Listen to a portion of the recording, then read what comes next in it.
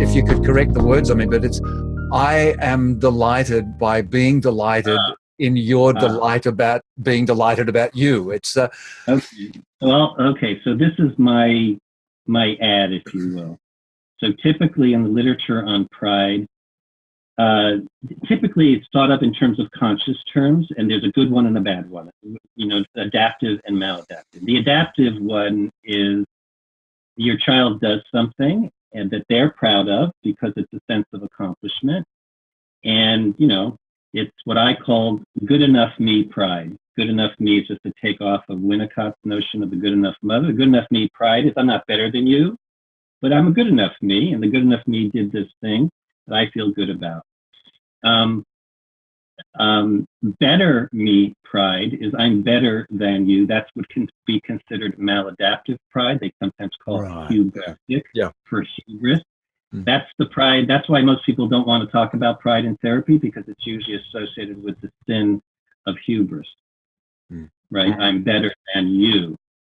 So, okay, so those are the conscious forms. Then I threw in this new form, and I came up with the term pro-being pride.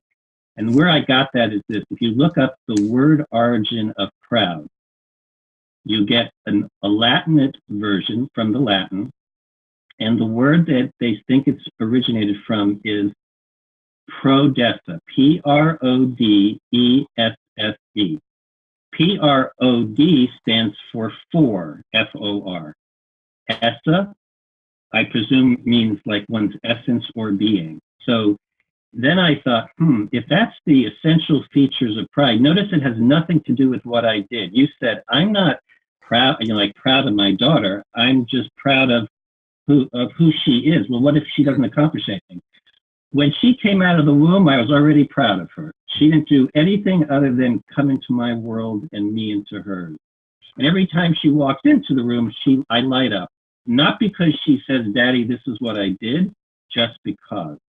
So I thought, that to me is something even more essential than the pride of accomplishment or achievement or even mastery. And that's the pride in being alive. But then I thought, this is always in relation to myself and in relation to others. So then I said, well, how would I call that? And the short form is, I delight in being me, delighting in being with you, delighting in being yourself. So we're kind of co-delighting. If we enjoy this conversation together, we are collectively experiencing pro-being pride. And if anyone's listening and they get excited about it, or interested in it, or troubled by it, but they're kind of feeling sort of stimulated by it, then they are likely experiencing what I will call pro-being pride as well, because they get to experience it with us.